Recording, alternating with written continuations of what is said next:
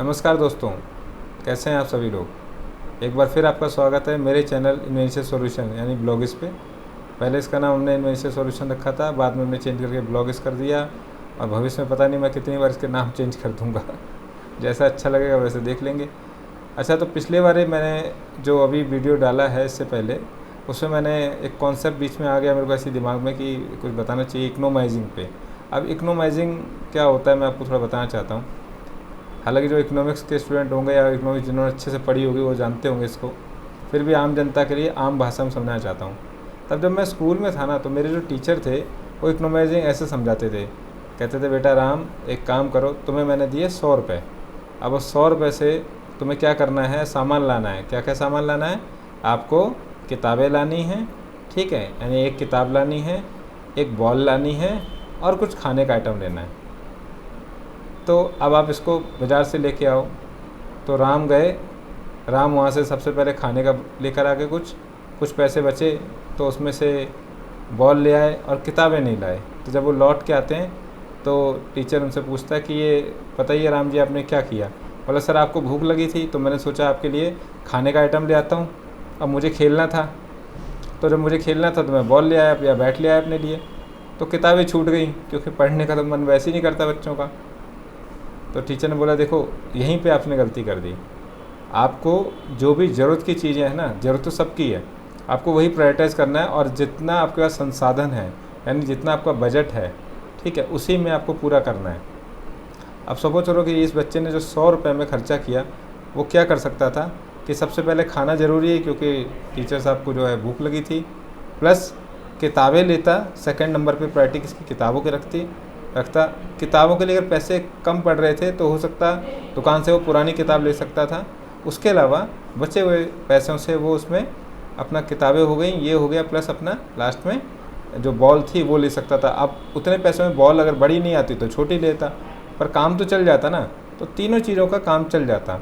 तो available resources में अगर आप एफिशिएंटली कोई चीज़ यूज़ कर पाते हैं अपने रिसोर्सेज को सारी चीज़ें पूरी करने के लिए या मैक्सिमम चीज़ें पूरी करने के लिए या जितनी ज़रूरत है उतना पूरा करने के लिए, उसको इकोनोमाइजिंग कहते हैं। अब आज के कंटेक्स्ट में आपको बताता हूँ। आज के टाइम पे अमूमन मैंने देखा कि बहुत कम लोग पैसा कमाते हैं। मैं ऐसा नहीं बोलूँगा बहुत ज़्यादा कमाते हैं, और जो बहुत ज़्यादा कमाते हैं वो बहुत कम लोग हैं। मतलब 20% लोग ऐसे हैं जो बहुत ज़्यादा कमाते हैं, और जो ज़्यादातर जनता जो 80% लोग हैं वो बहुत कम कमाती है, ठीक है। अभी क्या होता है, जैसा लोग कमा रहे हैं उसी हिसाब से उनके खर्चे भी हैं, ठीक है। खर्चे तो हैं, लेकिन अगर मैं उनसे बोलूँगा कि भाई अगर आप बचत क्या करते हैं, तो वो अपना 10% 20% कई बार बचत नहीं कर रहे होते हैं, और अगर बचत कर भी रहे हैं तो सही प्रोपोर्शन में नहीं कर रहे हैं। या तो आपके पास बहुत ज़्यादा एक ही प्रकार के इन्वेस्टमेंट या सेविंग के इंस्ट्रूमेंट हैं, जैसे किसी के पास एफडी भरी हुई हैं, किसी के पास अगर पॉलिसी है तो लाइन से पॉलिसी लगी हुई हैं, किसी के पास सारा पैसा स्टॉक मार्केट में लगा रहा है, स्टॉक मार्केट में भी लगाया हुआ तो वो उसमें पता चला फ्यूचर ऑप्शन खेल रहा है। तो पहले आप सारी चीज़ों को समझो कि क्या प्रोडक्ट किस काम के लिए होता है और आपको उसमें कितनी ज़रूरत है। उसके अकॉर्डिंग अगर आप प्रोडक्ट को लेंगे और सही प्रपोर्शन में लेंगे तब ठीक है, नहीं तो फिर वो दिक्कत हो जाएगी। क्यों दिक्कत होगी? सपोज करो आपने बहुत सारी एफडी कर रखी हैं, तो आपने क्या है, डेब्ट पार्ट में तो पूरा पैसा लगा दिया, इक्विटी में नहीं लगाया। इक्विटी में अगर आपने पैसा नहीं लगाया तो जब ग्रोथ आएगी ना, वो ग्रोथ आपको नहीं मिल पाएगी, ठीक है। जो इक्विटी की जो ग्रोथ होती है उसका फ़ायदा आपको नहीं मिलेगा। और अगर सपोज करो आपने बहुत सारा पैसा इक्विटी में लगाया हुआ है, तो क्या होगा, जब कभी मार्केट डाउन जाएगा तो आपका पैसा जब नीचे जाएगा तो आपको बहुत बेचैनी होगी, ठीक है। आप उतना होल्ड नहीं कर पाएंगे और बेच के निकलेंगे तो आपको प्रॉपर में एक रियल लॉस होता है ना, वो हो जाएगा। कई बार क्या होता है कि लोगों ने कहते हैं मेरे पास तो प्रॉपर्टी बहुत है। हाँ ठीक है भाई, आपके पास है प्रॉपर्टी, अच्छी बात है, प्रॉपर्टी होनी भी चाहिए। प्रॉपर्टी बहुत है, पर क्या आप उस प्रॉपर्टी का सच में फ़ायदा उठा पा रहे हैं? क्या उससे लिक्विड मनी आ रहा है आपके पास? मेरा एक पीछे वीडियो बना हुआ है लिक्विड मनी पे। लिक्विड मनी क्या होता है मैंने उसमें समझाया गया है, आप जाके देख सकते हैं। लिक्विड मनी क्या होता है कि जैसे आपने कोई इन्वेस्टमेंट किया, उससे आपको जो रेगुलर पैसा आता है उसे लिक्विड मनी बोलते हैं।